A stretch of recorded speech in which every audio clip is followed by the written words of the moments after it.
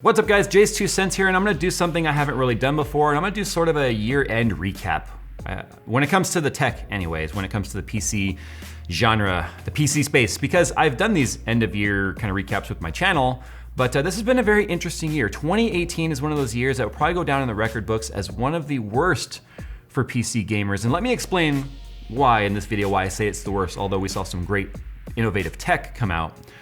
There's some reasons why I think this year is gonna go down in history as one of the worst. So hear me out on this. I got new merch. It's available now, crowdmade.com/Jayztwocents. We got zip-up hoodies, we got tri-blend, we got a new logo. I digress, since 2012, it's a digress logo. You guys have been asking for that. Anyway, we got all kinds of stuff. Zip-up hoodies, beanies, polos. Don't take my word for it, because obviously I can't do this ad. So just look in the description below and you guys will find the link. Thanks. All right, so 2018, I'm probably gonna talk about this a little bit out of order, and I'm probably gonna be a bit more scatterbrained. It's just a talking head video, so do me a favor, feel free to minimize this so you aren't being inconvenienced by this on your screen. I wouldn't want to cause your pixels to do any extra work to render this face. Okay, so 2018, man, where to start? All right, let's go and start with GPUs, because if we're talking about PC enthusiasts, graphics card, they get all the glory, right? Everyone cares about the graphics cards, they brag about their graphics cards and this and that. Well, this has been the most expensive year for graphics cards ever. And there's quite a few reasons for that. One, lack of competition, that's no surprise. We've all talked about it before. We talked about the dangers of lack of competition years ago. A couple years ago, we were making videos on this. All of us, Paul, Kyle, Linus, myself, Hardware Canucks, all of us talked about the dangers of having no competition. Why, although we may have preferences, and my personal preference obviously is NVIDIA, I love the performance of NVIDIA. Many of you have a preference of AMD, which is perfectly fine, but the problem is, when you have no competition in that space, it affects everybody. Now the problem is we started off the year with the incredibly spiking price of cryptocurrencies. We had Bitcoin within the last year reaching what, $20,000 per coin. And people looked at it as a quick, easy way to get rich.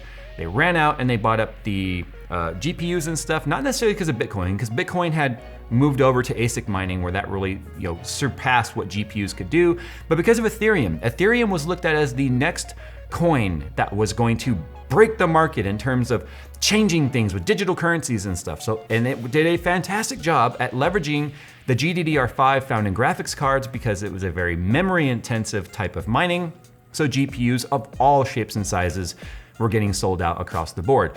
When Bitcoin was using GPUs, the RX 480 was the card that became extremely difficult to find because that was the sweet spot per like hash rate versus price, and it was a complete moneymaker.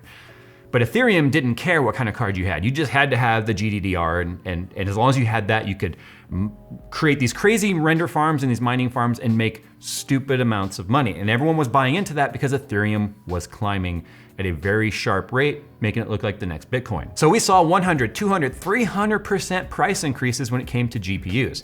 And the problem is, although the manufacturers claimed they weren't selling direct, we had plenty of people involved in the industry telling us that that was a bold-faced lie, that they were indeed selling direct to the render farms because they could increase the price versus what they were selling them to their merchant fixed pricing. Because you gotta understand, when they sell these GPUs and stuff, they have a price, a wholesale price.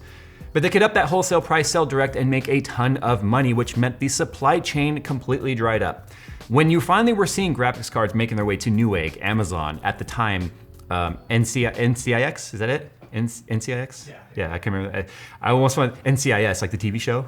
I digress, that's besides the point. When they finally made it to market, they were so jacked up in price, the retailers wanted their cut, so they inflated the price even more. Meaning you were paying over $1,000 for a GTX 1080. You were paying $1,500 plus for a 1080 Ti. The problem is people were buying them by the hundreds. And you would see these tweets from people driving around to all the micro centers and going in there one after another with various people, like entire clans of people buying graphics cards one at a time. And then they would brag about their photos of 200 cards sitting in their living room. Haha, look what we got. That was a problem because the card was no longer available for retail availability. Supply and demand made the prices go up ridiculously. I'm sure someone here watching knows and was probably trying to buy a card during that era, which made it seem like, man, I finally saved 6 months or a year to build my system, and I've got everything I need except a graphics card. Even the used card market was extremely inflated. But the problem with that is we also didn't have competition in the space. So once it started to normalize and come back down, we then had new graphics card launches coming out. Unfortunately, nothing from AMD this year. Well, we did have the RX 590, which is just a slight increase in improvement and a bit of an architecture change when it came to the RX 580. But a single 590 is not going to change the market. Last year showed us Vega, which unfortunately there were no updates to Vega this year, and that mostly being because the project manager for that, Raja Katori, moved to Intel. Because Intel wants to get into the space and compete against NVIDIA, but we're far off from that. We're not gonna see anything from that in terms of retail availability to probably 2020 at the soonest, and that's if it doesn't get pushed back. So you have NVIDIA left to just kind of control the market all they wanted, which is why we've now seen the most expensive GPUs come from NVIDIA yet. That being obviously the RTX line. So this is the 2080 Ti. The card that when it launched, everyone was like, oh my God, $1,200. What is happening here? With an MSRP of $1,000, that's a bargain basement, right? Well, of course the AIBs or the board partners didn't want to be, basically outshined by NVIDIA, so they come up with their custom boards, which cost them more to make, which means they cost more than $1,200 in most cases. So now you had the Ti version of graphics cards, which used to be around the $650 range, now costing double that. Well, double that once again with now the Titan launch, that although they say is not a gaming card, has the exact same technologies that are in here, which is a gaming card, with just a little bit more memory, at the price of $2,500. We haven't seen a mid-tier card yet. These cards were teased back in September, officially came out in October. Here we are now rolling into January and we still haven't seen a 60 series card or a 50 series, which usually debuted within a month or two after the main launches. Why they haven't done that? No idea. Probably competition and stuff, but you could probably expect those cards to range somewhere in the $300 or $400 range, where they normally would reside in the $200 to $250 range. So as you can see, we have a bit of a conundrum here with GPUs and pricing, where it sucks this year because it's just too damn expensive. Now moving on to CPUs, it's been an interesting year because although the GPU market's been a bit stagnated in that NVIDIA waited like almost 20 months to release this card, the Turing GPU, the CPU stuff's been moving very quickly. The problem is it's still extremely divided in terms of performance and cost. It's all over the place because we are finally seeing Intel have its cage rattled a little bit. I'm showing an i3 here, one I never opened. Oh, I guess I did open it. Whatever, I digress. AMD launched its Zen architecture 2016, and we saw some amazing IPC improvements where it caught up to Intel for the most part, but it still was lacking behind in single core performance or just overall because of its lackluster speeds. Now I say lackluster, what I mean by that, Intel has really worked hard on getting the IPCs, of course, where they are, but also getting the clock speed up, where now we have CPUs launching here in 2018 with boost clocks at 5 gigahertz, something just a couple of years ago we thought the silicon wasn't even gonna be capable of it. Now we've got mainstream CPUs with more cores and sitting at 5 gigahertz, which is amazing. The problem is AMD is having a hard time scraping past 4 gigahertz, at least with Zen and Zen Plus. Zen Plus was able to get us about 4.2, 4.3 on a couple cores, but Zen 2, which again isn't coming out until 2019, is looking at giving us that 5 gigahertz number, which means more competition in this space. Now AMD Ryzen probably should be on the list of things that were great for 2018 because more gamers could get CPUs, get great IPCs, get multi-core performance.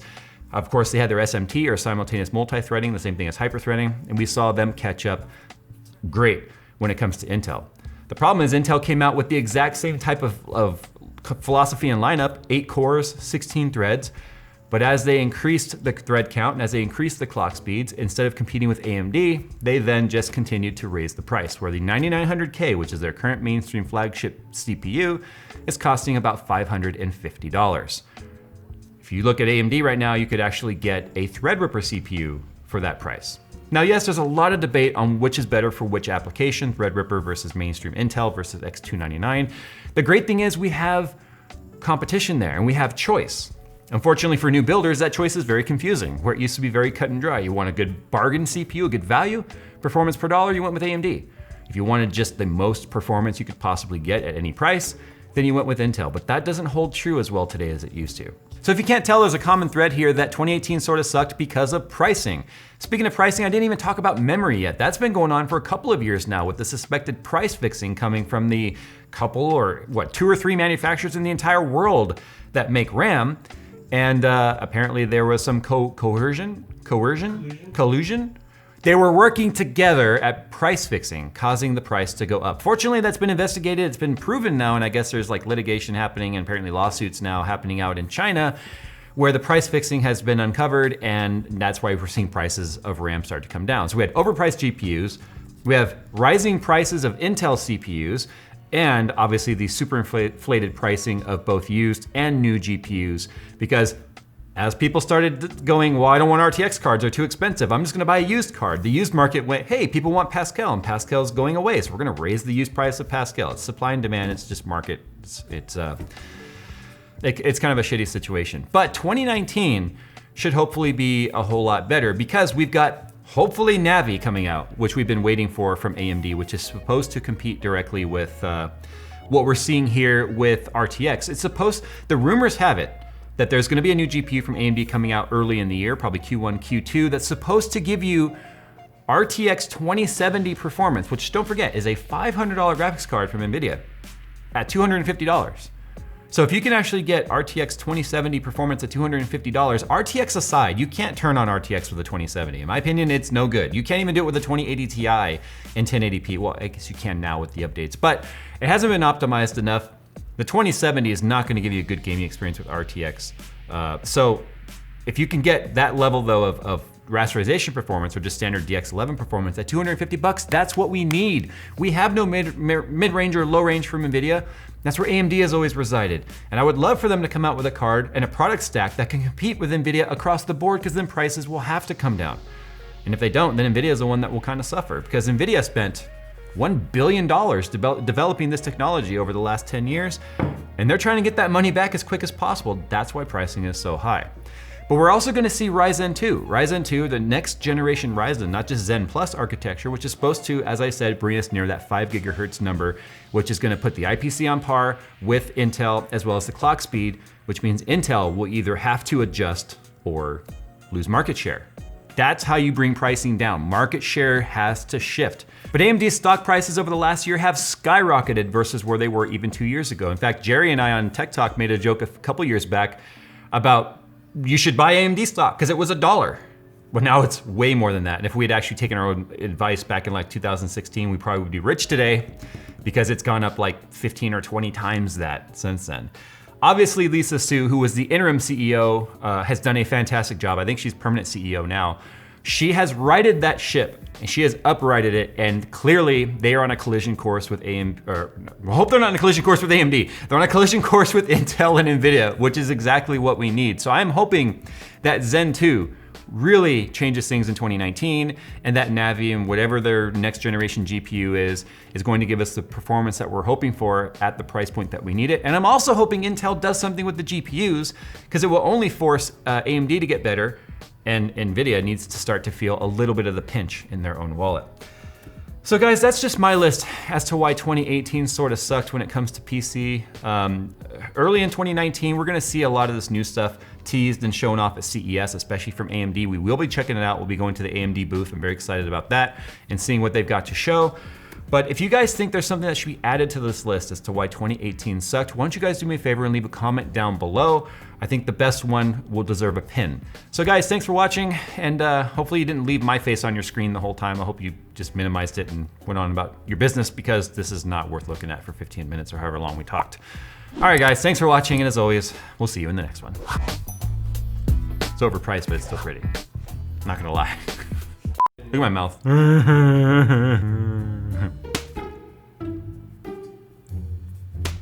Typically in the past, so if you can't tell though, wow, I coughed up a hairball.